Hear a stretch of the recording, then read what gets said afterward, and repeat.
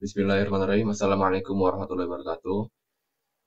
Perkenalkan, saya Akmal Adnan Jaisinga dari kelompok 2 dengan NPM 2217051063. Di sini kami beranggotakan 12 orang. Yang pertama ada saya sendiri, Akmal Adnan Jaisinga. Lalu ada Anissa Citra Pratiwi. Lalu ada Bima Laksono. Kemudian ada Diananta. Lalu ada Dimas Habib Rizky. Lalu ada Fadilah. Kemudian ada Iwan Sukran Hamid. Lalu ada Meita Aisyah Damayanti. Lalu ada Moza Surya Putra. Kemudian ada Muad Hilal Alfaris. Lalu ada Regol Andreas Agustinus Pangaribuan. Dan terakhir ada Ridho Ramadan Al-Mahbi. Enterprise System. Enterprise System atau sistem perusahaan adalah suatu sistem informasi terintegrasi yang digunakan oleh organisasi untuk mengelola proses bisnis mereka.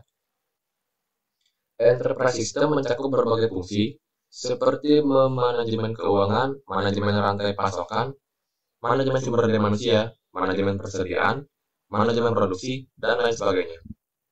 Sistem ini menggabungkan data dan proses bisnis dari seluruh departemen dan cabang organisasi untuk memungkinkan koordinasi dan komunikasi yang lebih baik antara mereka.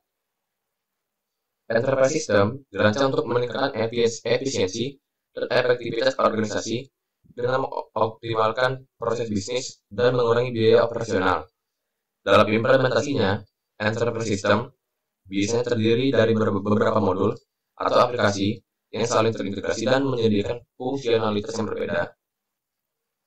Dengan adanya sistem ini, organisasi dapat memperoleh data dan informasi yang konsisten, akurat, dan real time, yang memungkinkan mereka untuk membuat keputusan yang lebih baik dan berdasarkan fakta. Selain itu, Enterprise System juga memungkinkan organisasi untuk mengukur dan memantau kinerja bisnis mereka yang lebih efektif dan terus meningkatkan proses bisnis mereka untuk mencapai tujuan organisasi yang lebih besar. Assalamualaikum warahmatullahi wabarakatuh. Perkenalkan, nama saya Bima Laksono dengan NPM 2217051089 dari kelas A. Saya dari kelompok 12 ingin membaca atau menjelaskan tentang slide keempat dan kelima. AIS mempunyai batasan-batasan sebagai berikut. Corporate Web System. Cakupan dari AIS adalah seluruh bagian dari perusahaan, sehingga dari satu sistem kita bisa mendapat informasi dari semua bagian, misalnya dari bagian keuangan, SDM, pemasaran, produksi, dan lain-lain dalam sistem yang terintegrasi. Yang kedua ada holistic information. Informasi yang disajikan adalah informasi yang menyeluruh, tidak per bagian. Informasi jenis ini sangat penting untuk pengambilan keputusan perusahaan secara umum. Selanjutnya ada business intelligence. Keseluruhan aktivitas dari sistem digunakan untuk mendukung kebijakan yang diambil dalam bisnis yang digeluti oleh perusahaan, sehingga penggunaan AIS akan meningkatkan bisnis intelijen dari pengguna sistem atau eksekutif. Sebelum lebih jauh membicarakan tentang AIS dan contohnya, ada baiknya kita melihat karakteristik aliran informasi yang dibutuhkan eksekutif untuk pengambilan keputusan. Assalamualaikum warahmatullahi wabarakatuh. Izin memperkenalkan diri, nama saya Anissa Citra Pratiwi dengan NPM 2217051008. Ingin menjelaskan materi Enterprise System bagian karakteristik. Jadi karakteristik Enterprise System adalah yang pertama yaitu terintegrasi. Kenapa demikian? Jadi Enterprise System itu adalah aplikasi yang modul itu saling terhubung, di mana membuat data-data yang terhubung tersebut dapat diakses melalui aplikasi lainnya tanpa harus melalui transfer data. Kemudian yang kedua adalah skala besar. Skala besar itu untuk mengelola seluruh operasi perusahaan dari berbagai departemen seperti keuangan, pemasaran, dan sebagainya. Kemudian yang ketiga itu berbasis modul. Kenapa demikian? Jadi enterprise system sendiri itu terdiri dari beberapa modul yang diimplementasikan secara terpisah tergantung kebutuhan. Kemudian yang keempat, berorientasi pada proses bisnis. Kenapa demikian? Karena enterprise system itu dirancang untuk mendukung proses bisnis, mulai dari pengelolaan sumber daya hingga sumber daya manusianya. Kemudian yang kelima itu fitur analitik. Jadi enterprise system dilengkapi dengan fitur analitik yang mana dapat memberitahu informasi dan wawasan penting bagi pengambilan keputusan perusahaan. Assalamualaikum warahmatullahi wabarakatuh. Perkenalkan, nama saya Dimas Habib Rizky. Di sini saya akan melanjutkan presentasi kelompok 2, yaitu tentang Enterprise System. Enterprise System pada organisasi. Sistem enterprise pada organisasi adalah sebuah sistem informasi yang terintegrasi dan komprehensif yang dirancang untuk memenuhi kebutuhan bisnis dari seluruh departemen dan fungsi dalam sebuah organisasi. Sistem enterprise biasanya mencakup beberapa aplikasi bisnis yang terkait, seperti manajemen sumber daya manusia, manajemen keuangan, manajemen rantai pasokan, manajemen produksi, dan manajemen proyek. Dengan menggunakan sistem enterprise, organisasi dapat mempercepat proses bisnis, meningkatkan efisiensi, dan meminimalkan kesalahan manusia. Assalamualaikum warahmatullahi wabarakatuh. Perkenalkan, nama saya Deanta M221701. Di sini saya akan menjelaskan tentang keuntungan enterprise system. Pertama, integrasi data. Enterprise system mengintegrasikan data dari berbagai bagian atau departemen dalam perusahaan, seperti keuangan, produksi, dan manajemen sumber daya manusia. Yang kedua, ada meningkatkan efisiensi. Enterprise system memungkinkan perusahaan untuk mengotomatisasi proses bisnis yang rutin, seperti pengelolaan pesanan, manajemen inventaris, dan pengelolaan proyek. Yang ketiga, ada meningkatkan visibilitas. Dengan enterprise system, perusahaan memiliki akses ke data real-time yang dapat membantu manajemen dalam mengambil keputusan yang lebih baik dan lebih cepat. Selanjutnya, yang keempat, meningkatkan kolaborasi. Enterprise system memungkinkan berbagai departemen dalam perusahaan untuk bekerja sama secara lebih efektif. Yang kelima, mempercepat pengembalian keputusan. Enterprise system menyediakan informasi real-time yang dapat membantu manajemen dalam membuat keputusan yang lebih cepat dan lebih tepat. Dan yang terakhir ada meningkatkan kepuasan pelanggan. Dengan enterprise system, perusahaan dapat memperbaiki kualitas produk atau layanan, meningkatkan pengiriman pesanan yang lebih cepat dan baik. Assalamualaikum warahmatullahi wabarakatuh. Nama saya Fadila dengan NPM 2217051138. Di sini saya akan menjelaskan kelemahan dari enterprise system. Yang pertama, yaitu ada ketidakmampuan untuk mendukung proses bisnis yang unik yang mungkin merupakan proses bisnis yang terbaik untuk suatu perusahaan. Yang selanjutnya, ada kehilangan fleksibilitas untuk adaptasi setelah implementasi enterprise system. Ada peningkatan kompleksitas keamanan dan pengendalian. Ada implementasi enterprise system tidak selalu berhasil.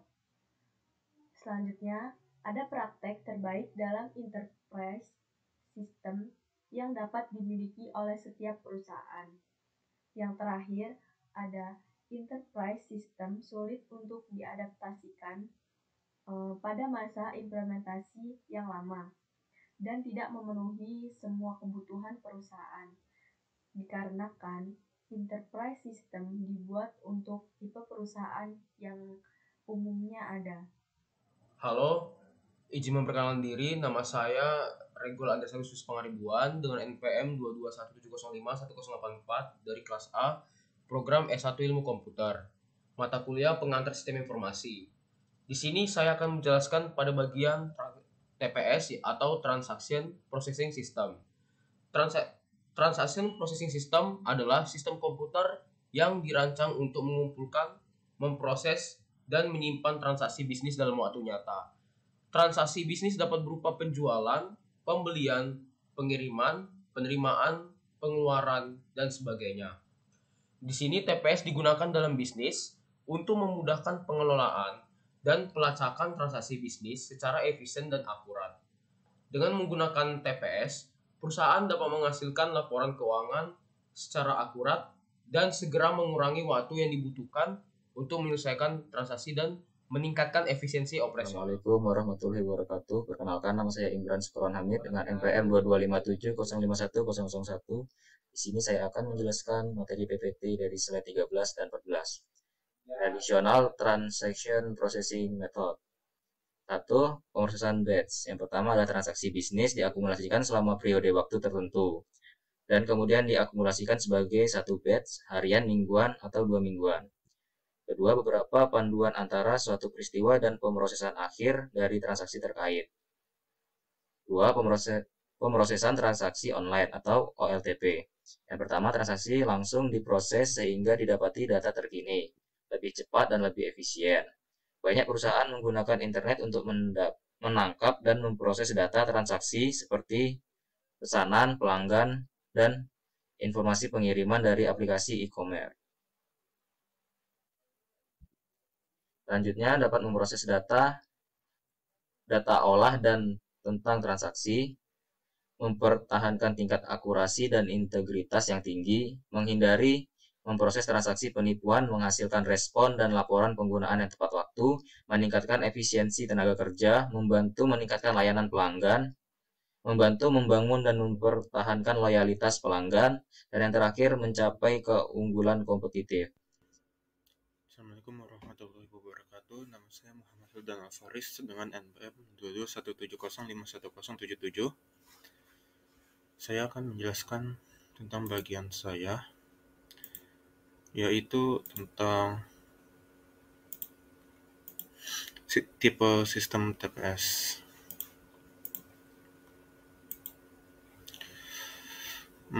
Manajemen keuangan. Yang pertama adalah manajemen keuangan, SAP. Digunakan untuk mengelola semua aspek keuangan perusahaan termasuk pengelolaan anggaran, pembayaran, pengelolaan aset, pembukuan, dan pelaporan keuangan.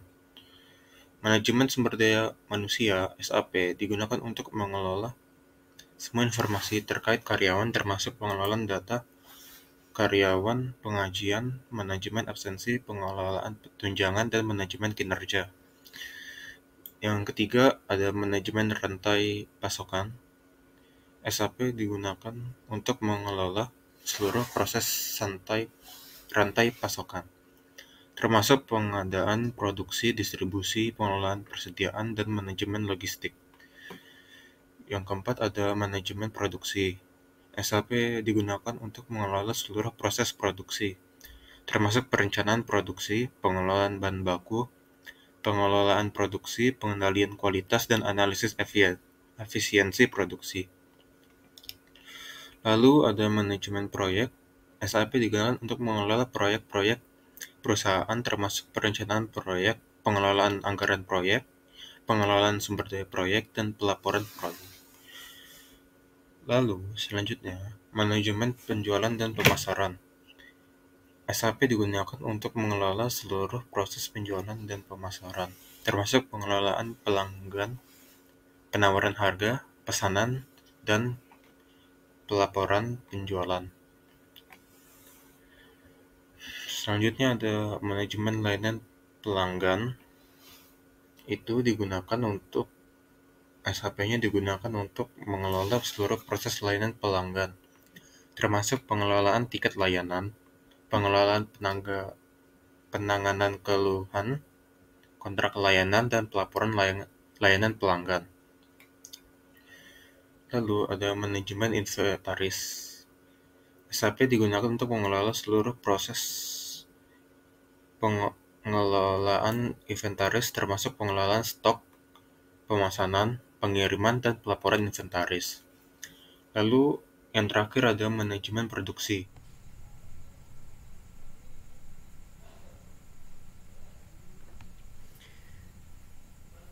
Assalamualaikum warahmatullahi wabarakatuh. Perkenalkan, nama saya Ridho Ramadan Al-Mahbi, NPM 2257051020. Selanjutnya TPS for Competitive Advantage. TPS for Competitive Advantage atau biasanya disebut transaksi untuk keunggulan kompetitif mengacu pada pertukaran barang, jasa, atau uang antara dua pihak atau lebih. Transaksi sangat penting bagi bisnis untuk berfungsi karena memungkinkan bisnis memperoleh sumber daya yang mereka butuhkan untuk beroperasi dan menghasilkan pendapatan. Beberapa cara di mana transaksi dapat dimanfaatkan dalam keunggulan kompetitif. Yang pertama, kecepatan. Yang kedua, efisiensi biaya. Yang ketiga, pengalaman pelanggan. Yang keempat, wawasan data. Assalamualaikum warahmatullahi wabarakatuh. Izin memperkenalkan diri, nama saya Muhammad Susuda Putra dengan NPM 2217051014 dari kelas A, jurusan Ilmu Komputer, Program Studi S1 Ilmu Komputer. Di sini saya akan menjelaskan tentang peran TPS UMKM Beberapa peran TPS UMKM antara itu meningkatkan efisiensi operasionalnya untuk UMKM tersebut. Nah, jadi transaksi bisa lebih cepat dan akurat. Kedua, dia meningkatkan kecepatan dan akurasi pengambilan keputusan. Jadi dengan TPS UMKM itu bisa akses informasi terkait transaksi dengan cepat dan akurat sehingga dapat membuat keputusan bisnis yang lebih baik dan lebih cepat. Tiga, meningkatkan kontrol keuangan. TPS bantu ke UMKM untuk memonitor arus kas, mengelola inventaris, dan memonitor biaya sehingga dapat meningkatkan kontrol keuangan secara keseluruhan.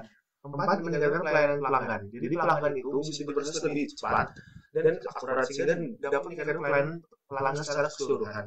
Ada lagi meningkatkan pengambilan keputusan strategis. Dengan TPS, UMKM dapat mengumpulkan dan menganalisis data transaksi untuk membantu pengambilan keputusan strategis seperti menentukan produk atau layanan yang paling populer atau menyesuaikan harga dan promosi.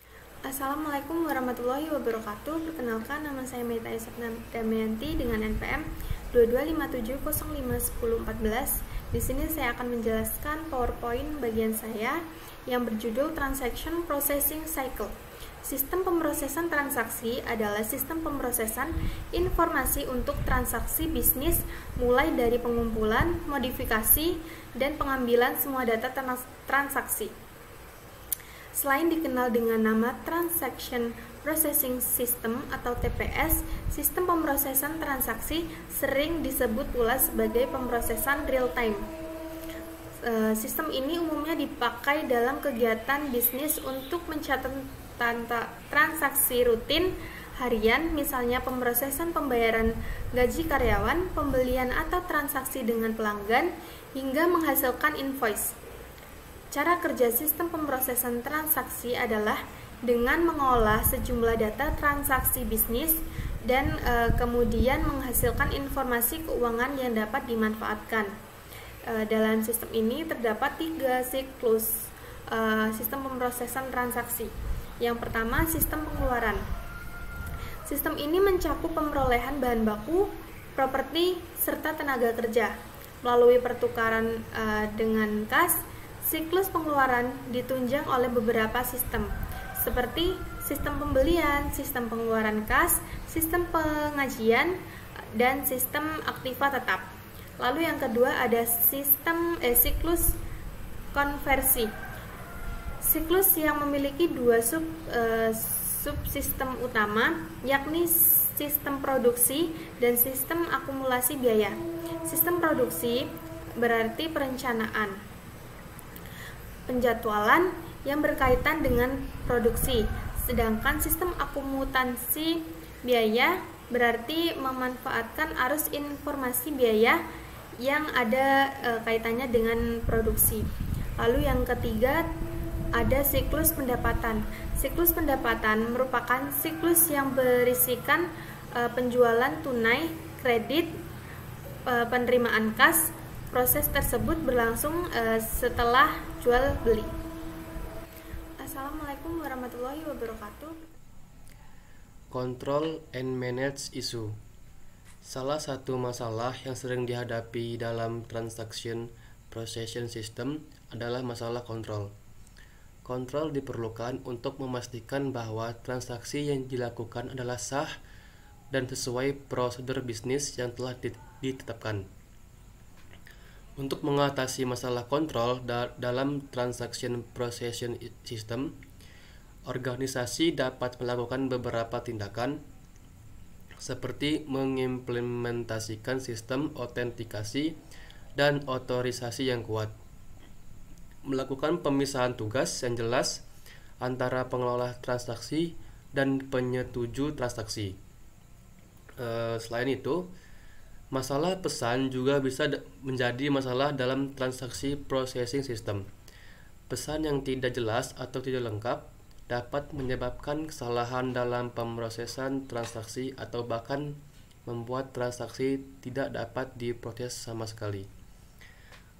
Untuk mengatasi masalah pesan tersebut, organisasi dapat mengimplementasikan prosedur yang jelas dan terstandarisasi dalam pengiriman pesan antar departemen atau pengguna sistem. Selain itu, pelatihan dan komunikasi yang efektif antar pengguna sistem juga penting untuk memastikan bahwa pesan yang diterima dan dikirimkan adalah jelas dan lengkap. Definisi ERP. Enterprise Resource Planning (ERP) adalah jenis perangkat lunak bisnis yang dirancang untuk mengintegrasikan dan mengelola seluruh aspek operasional dan administratif perusahaan termasuk keuangan, manufaktur, persediaan sumber daya manusia, penjualan, pemasaran, dan lain-lain. Sistem ERP menggabungkan berbagai modul dan aplikasi terkait untuk menghasilkan informasi yang lengkap dan akurat tentang operasi perusahaan. Yaitu kelebihan sistem ERP, yang pertama mengurangi biaya operasional, yang kedua bisnis dan data bisa terintegrasi, yang ketiga menyajikan laporan keuangan menjadi lebih mudah, cepat, dan dapat diakses oleh berbagai pihak. Lalu keempat, membantu mengatur SDM agar bekerja secara maksimal seperti manusia, material, atau bahkan mesin. Lalu yang kelima, membentuk SOP dengan sangat baik. Keenam, meningkatkan kolaborasi. Yang ketujuh, produktivitas meningkat. Kedelapan, meningkatkan sistem manual dan penggantinya ke dalam sistem digital yang meningkatkan produktivitas. Untuk kekurangannya sendiri, yang pertama ada tenaga kerja sulit beradaptasi, yang kedua sistem menjadi lebih rumit, lalu yang ketiga biaya lebih besar, dan yang keempat bergantung pada satu vendor tertentu.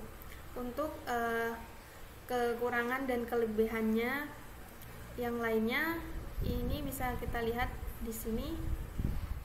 Contohnya adalah yang pertama, manajemen keuangan. SAP ini digunakan untuk mengelola semua aspek keuangan perusahaan termasuk pengelolaan anggaran, pembayaran, pengelolaan aset, pembukuan, dan pelaporan keuangan. Manajemen sumber daya manusia. SAP digunakan untuk mengelola semua informasi terkait karyawan, termasuk pengelolaan data karyawan, penggajian, manajemen absensi, pengelolaan tunjangan, dan manajemen kinerja. Yang ketiga, manajemen rantai pasokan. Di sini, SAP digunakan untuk mengelola seluruh proses rantai pasokan, termasuk pengadaan, produksi, distribusi, pengelolaan persediaan, dan manajemen logistik. Lalu keempat adalah manajemen produksi. Di sini, SAP digunakan untuk mengelola seluruh proses produksi, termasuk perencanaan produksi, pengelolaan bahan baku, pengelolaan produksi, pengendalian kualitas, dan analisis efisiensi produksi. Yang kelima ada manajemen proyek. Di sini SAP digunakan untuk mengelola proyek-proyek perusahaan, termasuk perencanaan proyek, pengelolaan anggaran proyek, pengelolaan sumber daya proyek, dan pelaporan proyek. Selanjutnya, ada manajemen penjualan dan pemasaran. SAP di sini digunakan untuk mengelola seluruh proses penjualan dan pemasaran, termasuk pengelolaan pelanggan, pengelolaan penawaran harga, pesanan, dan pelaporan penjualan. Manajemen layanan pelanggan. Di sini SAP digunakan untuk mengelola seluruh proses layanan pelanggan, termasuk pengelolaan tiket layanan, keluhan, kontrak layanan, dan pelaporan layanan pelanggan. Manajemen inventaris.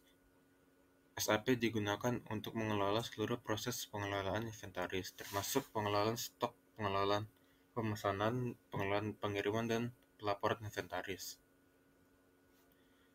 Lalu ke-9 ada manajemen produksi. SAP digunakan untuk mengelola seluruh proses produksi, termasuk perencanaan produksi, pengelolaan bahan baku, pengelolaan produksi, pengendalian kualitas, dan analisis efisiensi produksi.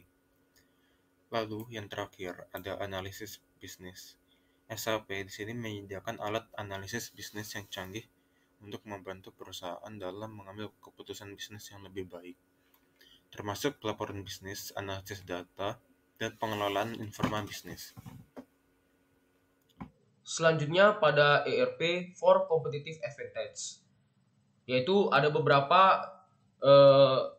beberapa macam, yaitu peningkatan kinerja, yaitu dengan mengintegrasikan berbagai proses bisnis. Sistem ERP dapat menyederhanakan operasi, mengurangi duplikasi usaha, dan meningkatkan alur kerja. Ini dapat membantu perusahaan mengurangi biaya, meningkatkan produktivitas, dan meningkatkan kinerja secara keseluruhan. Yang kedua, visibilitas dan kontrol yang lebih baik. Sistem ERP menyediakan akses real time ke informasi yang dapat membantu bisnis membuat keputusan yang lebih baik. Mereka juga menawarkan manajemen terpusat yang dapat membantu perusahaan mengelola sumber daya secara lebih efisien dan merespons lebih cepat terhadap perubahan kondisi pasar. Yang ketiga, kerjasama yang lebih baik. Sistem ERP memungkinkan kolaborasi yang lebih baik antara departemen, lokasi, dan tim yang dapat menghasilkan komunikasi yang lebih baik, efektif, lebih banyak inovasi, dan pengambilan keputusan yang lebih baik. Yang keempat, layanan pelanggan yang lebih baik. Sistem ERP memberikan pandangan 360 derajat tentang interaksi dan riwayat pelanggan yang dapat membantu perusahaan menyesuaikan layanan dan produk mereka, merespon kebutuhan pelanggan dengan lebih cepat, dan meningkatkan kepuasan pelanggan secara keseluruhan. Yang kelima, keamanan data yang ditingkatkan. ERP for Competitive Advantage pada bagian ini menyediakan fitur keamanan yang kuat seperti kontrol akses, enkripsi data, dan jalur audit yang dapat membantu organisasi melindungi data sensitif mereka dari akses tidak sah atau pelanggaran data. Di sini ada beberapa manfaat dari pengaplikasian ERP yang bisa didapatkan oleh UMKM, seperti data transaksi yang tersusun dengan baik. Manfaat ERP untuk UMKM yang pertama adalah data transaksi yang lebih rapi dan tersusun, mulai dari pemasaran sampai dengan penerimaan barang. Semua transaksi lengkap, terekam rinci di dalam satu platform. Yang kedua, melihat stok yang real time. Dalam bisnis, ERP untuk UMKM ini bermanfaat untuk melihat stok yang real time. Anda bisa lebih mudah dalam melihat laporan penjualan dan juga stok. Yang ketiga, mudah dalam penambahan item. Jika dulu menambahkan item barang harus dengan manual, kini dengan ERP Anda bisa membuat laporan penambahan barang dengan mudah. Hal itu karena semuanya sudah ada dan terintegrasi dengan ERP. Yang keempat, ada meminimalkan kesalahan laporan. ERP mampu meminimalkan kesalahan yang terjadi pada laporan. Saat masih menggunakan cara manual, kesalahan yang disebabkan oleh human error kini sangat bisa terjadi. Proses pencatatan manual seperti ini membuat datanya menjadi tidak akurat. Yang terakhir, fleksibel. ERP berbasis cloud juga lebih jauh fleksibel. ERP ini didesain sedemikian rupa agar memudahkan penggunanya dalam memantau bisnis kapanpun dan dimanapun. Anda tidak perlu ke kantor karena bisnis UMKM dapat terpantau oleh perangkat smartphone atau perangkat lainnya yang terhubung dengan. Selanjutnya, saya akan melanjutkan tentang bisnis intelligence. Berikut adalah beberapa cara di mana enterprise resource planning dapat digunakan dalam bisnis intelligence. Yang pertama adalah analisis data keuangan. ERP dapat membantu dalam analisis data keuangan yang meliputi laporan keuangan, neraca, dan arus kas. 2. Analisis data persediaan. ERP dapat memberikan informasi yang diperlukan untuk mengoptimalkan persediaan dan mengurangi biaya. 3. Analisis data produksi. ERP dapat membantu dalam menganalisis efektivitas proses produksi dan mengoptimalkan alur kerja. 4. Analisis data penjualan. ERP dapat membantu dalam menganalisis data penjualan seperti jumlah produk yang terjual, harga, dan lokasi penjualan. Nomor 5, ada analisis data pelanggan.